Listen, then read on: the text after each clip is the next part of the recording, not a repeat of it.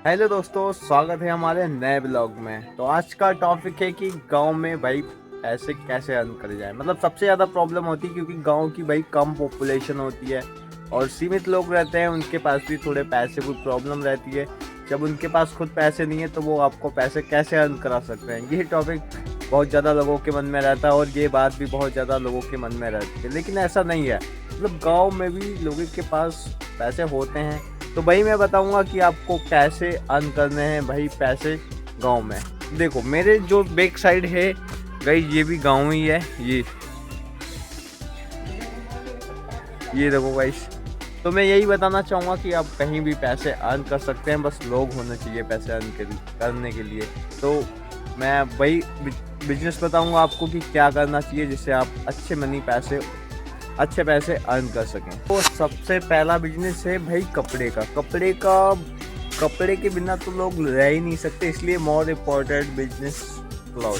भाई कपड़े का तो चलना ही चलना है, क्योंकि अगर मतलब जो गाँव में लोग रहते हैं तो उन्हें कपड़ों की तो आवश्यकता होती है।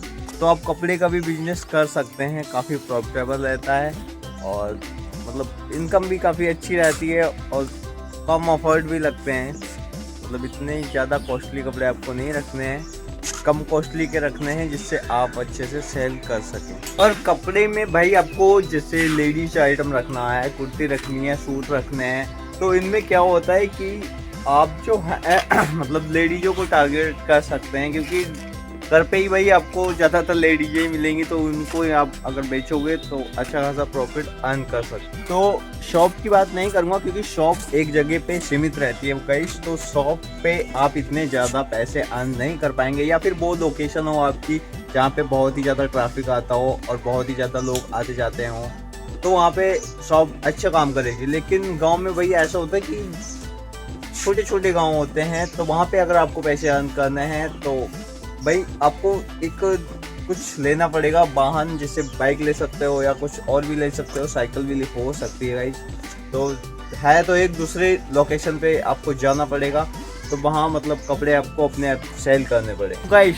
दूसरा है भाई ग्रोसरी का।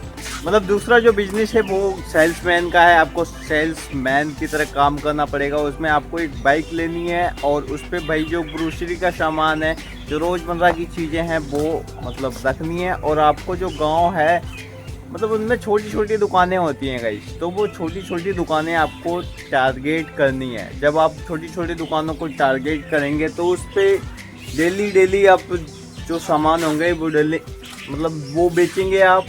और जो मतलब शॉपकीपर होते हैं छोटे छोटे, वो सुबह से लेके शाम तक गाइस बेचते हैं और आपको मॉर्निंग में जाना है और उन्हें वो सारे सामान प्रोवाइड कराना है, क्योंकि उन्हें नहीं पता कि वो जो मतलब दुकान का सामान है तो वो कहाँ से लेके आए, या फिर उनके पास समय नहीं है इतना कि वो दुकान पे जाकर वो सामान खरीद सके। तो इसलिए आपको मतलब एक सेल्समैन की तरह आपको एक बाइक लेनी है।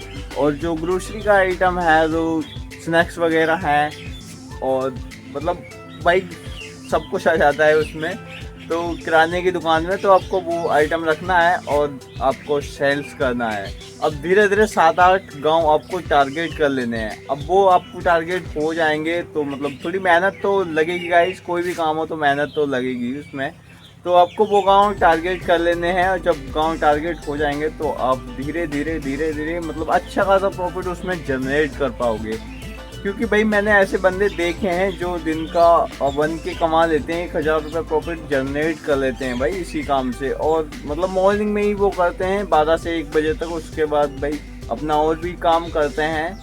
इसमें अच्छा खासा प्रॉफिट जनरेट है, तो भाई ये भी आप जरूर करना।